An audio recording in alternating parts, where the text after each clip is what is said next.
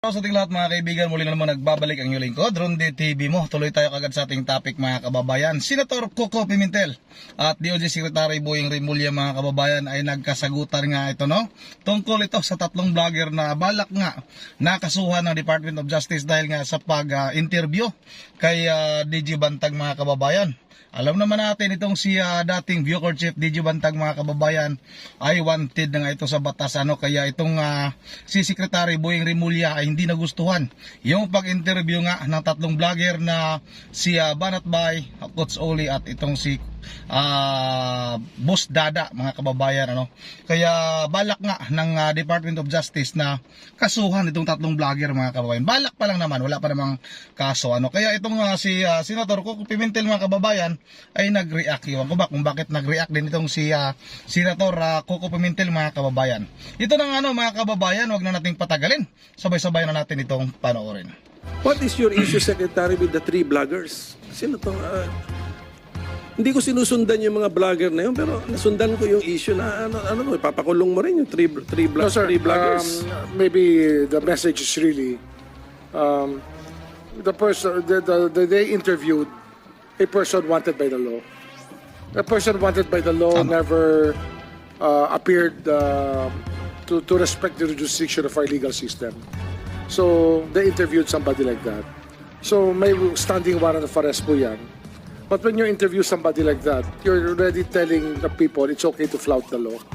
And probably it's contempt of court, sir. As I said in our press conference, it's contempt of court when you're telling people it's okay to disrespect the court by saying that saying many things without respecting the jurisdiction of the court, sir. So is your issue against the three bloggers on the content of the interview or the mere fact of interviewing a person who was a outstanding the mere fact of arrest? interviewing somebody wanted by the law and without disclosing, without being cooperative with the legal system, sir. All of a sudden, it becomes their fault? Sir, It becomes the fault of sir, the we are interviewers? entitled to freedom. We have all our freedom. We will die defending freedom, sir. But when it comes to obeying the law and respecting the law, I think it's something that we should also die for. We also have to make sure that people still respect our legal system. Iyan ang point ko, what was the law being violated? Because they interviewed, did they interview in person Sir, it's just or Zoom? sir, Was it on Zoom or an in-person interview? I'm not sure, sir, but it's you direct already- or indirect contempt of court, sir. Hindi pwedeng direct contempt yun. The direct contempt must happen right before the judge. Hindi Indirect pwede. contempt of court, sir. Okay. You didn't even know what happened and you already have formed that it's a possible indirect contempt. I had it investigated, and that was what was given to me by our people. That is the act. That the act being given attention to is the lack of respect for the legal system, sir. But it's, I just make one pa bago ko malimutan. So it's just banggaan lang ng values ito eh. So the Secretary invokes respect for the legal system. While on the other side of the coin is free speech. So I do not know how they can be held to account for the fact of their desire to talk to somebody and was an outstanding warrant of arrest, and then siguro pinost ba nila ito online. Hindi ko napanood din actually because wala naman akong issue against them. But Secretary, you should find out everything before Sir, you say these things. Pa-chilling effect ang resulta niyan eh. Sir, honestly, I try not to watch it because I'm the one being alluded to in the interview, and I don't want to watch it. I don't want to waste my time listening to people who would just want to malign my person, sir. So I asked the other people to investigate it for me. You were the one, you have a footage, ikaw nagsasalita, you have that. We're in possession of footage, yes, sir. You have We're not in even possession seen the. No, footages. I saw the footage of you saying that you will file Well, that's what we are trying to work on, sir. Anyway. To ask the court to consider contempt, because it is not something that we want replicated all over the country that we glorify people who do not obey the law. Well, at any rate, Mr. Chairman, siguro in due time that the theory of our secretary will be tested in court. But of course, I will side with the freedom of our people to speech, to associate, and to make known to the public facts and opinions. Wala namang mali sa opinion. So at any rate, Mr. Chairman, I think our senior lawyer in the Senate wants to say something, Mr. I just Chairman. would like to... Are you with the done permission. with your questioning? Yan ang mga kababayan, hindi naman talaga masama ang maglabas ng opinion. Depende din naman yan.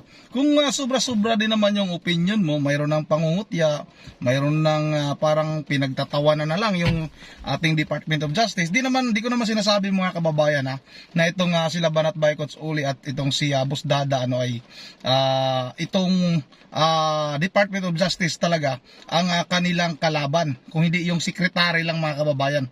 Kasi alam natin, itong si tatlong vlogger na ito ay tinatawag nga itong mga bantag vlogger mga kababayan. Kaya ididipinsa talaga nila itong si DJ Bantag kahit anong mangyari mga kababayan. Kasi noon pa ito ay talagang pumupunta ito kay DJ Bantag mga kababayan. Naalala ko ako pa noon mga kababayan, nasa side din ako ng ni dating si Idol Bigwasto Miabili excuse me mga kababayan. Pumanaw na nga yung ating iniidulong si Idol Bigwasto Miabili ay nandoon na ito sila Coach Ole, sila Boss Dada, yang sila Banat Bay, marami pa yan sila mga kababayan talagang sumusuporta talaga kasi sila kay DJ Bantag. Pero mga kababayan, iba kasi yung parang pinagtatawanan na lang yung Department of Justice Secretary na si Boying Remulla, porkit ba kalaban nila si DJ Bantag nitong si Coach Secretary Boying Remulla ay ganon na lang din mga kababayan yung pananalita nila laban sa ating Department of Justice mga kababayan.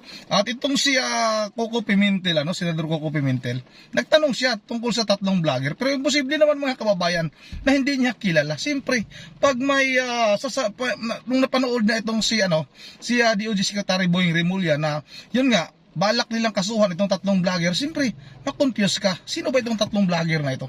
Hanapin ko nga, bakit ganito, bakit? Kay Senador ka, napakarami mong staff. Pwede mo namang iutos. So, panoorin nyo nga ito. Bakit ba si DOJ Secretary Boying Remulla ay nagalit sa tatlong vlogger na ito? Ano bang sinasabi? Sino bang in-interview? Huwag mo naman kaming paikot-ikutin pa na hindi mo. Yun ang mga kababayan, ito, ay pagpapatuloy natin ito. Hindi pa, pero is my time over, Mr. Chairman? You've had two and a half rounds already in one round. Baka We've been very liberal. the time consumed by Senator Bato was counted against me, Mr. Chairman. Sige, siguro sa next round na lang kay Give Dennis. a chance I'll go to the COA findings. Meron niya sa maraming COA findings. Okay. Thank And you. even PCGG siguro, tatanungin ko na lang kayo on what's the effect of the right sizing concept on the PCGG, the relevance of the PCGG, etc. Sige, at the request of our chairman, I'm yielding my time, Mr. Chairman. Thank you for the generous time that you have given to me. Thank you, Minority Leader. Yeah. Mr. Chairman, Vice Chair just Francis. interjection. I will donate half of my time to the good minority leader. Perhaps he can still apprise this committee. Sino ba yung tinutukoy yung tatlong vloggers? Ano ba yun? Kasi marami ako na, can you identify and the incident itself? For the record, just to be part of the records of this committee hearing. Sino po ba? Ano? Hindi ako nanonood noon. Ang napanood ko Parang is the binubula press mo naman. conference of our secretary. So secretary, if you can identify the 3 bloggers na gusto mong pailan ng contempt charges before the court. Ano po yung insidente? Kasi ang dami pong... Sir, sorry, I don't have their names now, sir. I cannot answer that question now. Mr. Chairman, how about yung kwan, sir?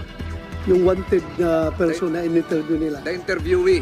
Interviewee, The yeah. interviewers, May- hindi pa natin alam kung sino, but the interviewee, the subject, Meron, The subject was Mr. Bantag.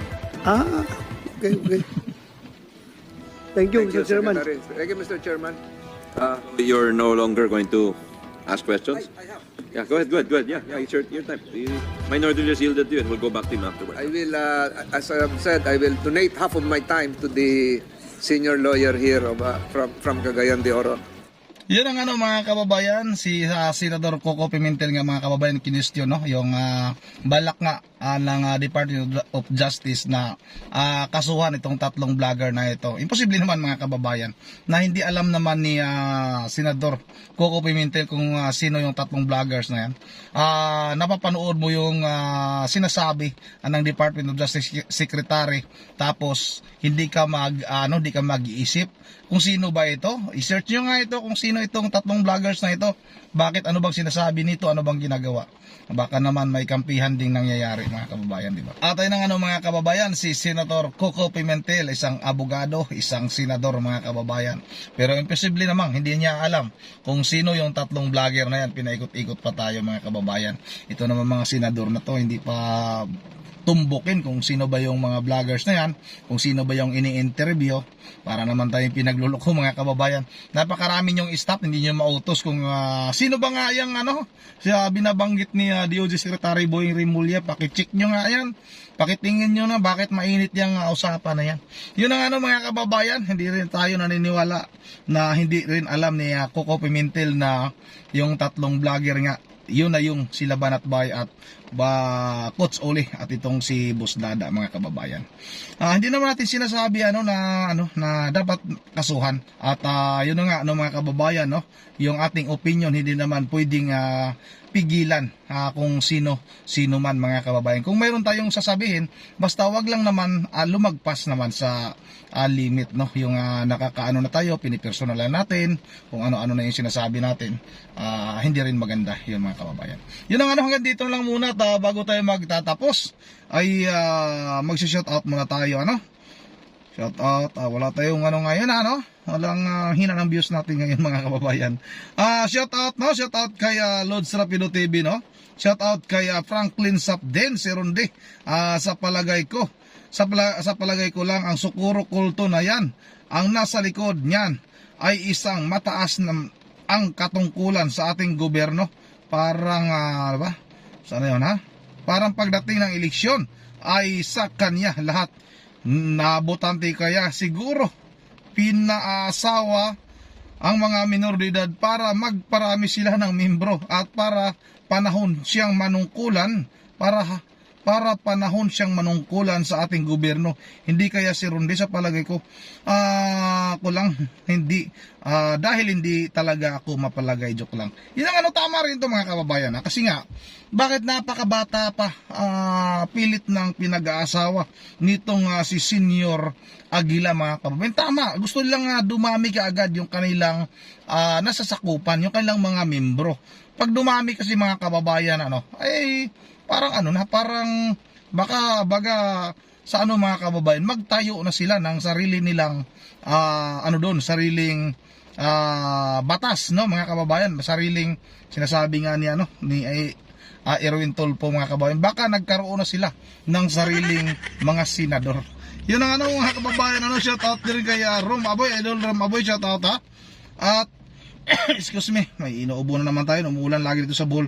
Dani Agpalo, shout out dapat lang tapusin na yung Cult of Children's Ultimo sakripisyo. Yun ang at shout out na rin kay Marita Villanueva, nice, sabi niya Dion human kawawa ang mga mamamayan, ang presidente nag-utos lang. Shout out na rin kay Ma'am Joyce, Ma'am Joyce, maraming salamat sa Ma'am Joyce. Shout out Sir Ronde TV mo, good evening po sir. Ronde TV po, noon pa yan tatlong dagda na ginawa ng Hamas, ang mga gawain na ganyan, hindi lang Israel sa bansa, basta may napag-ainitan na bansa, pinapasabog agad ng missile at talagang walang hiya talaga ang mga Hamas. Yan ang sabi ni Ma'am Joyce. Ma'am Idol TD Bear, ha, shout out sa'yo. Lord held the word, sabi ni Idol TD Bear. At shout out na rin kay Tilma Santos, mabuti naman para malaya ang mga bata. Jixin ko, kawawa naman ng mga civilian. TD Bear, shout out ha. Rodrigo Angeli, shout out. Dina siya ngayon Agila, Sisio na or Biik. Shout out ha, shout out. Excuse me. Bumalik yung ubo natin dahil sa ulan. Shout out na rin kay Rodel Di Misa. Pa-shout out naman, idol. From Italy, shout out, idol, Rodel Di Misa. Aida K.E. Quintero, shout out. Boylas Losada, Alma Liquiayo, at kay Juhi Lee, shout out ha. Nino Katubig, Haranilia, shout out. At kay Rini Dakina, kay Idi Saborbi, shout out, idol, Robert La Chica, at kay Lily Orel, Mario Asoy, Save the Minors, Gerald Senior. Mga kababayan, hanggang dito lang muna, At once again, this is Ronde TV mo. Maulan ngayon dito sa aming probinsya, mga kababayan. At ingat tayong lahat. God bless bawat isa sa atin.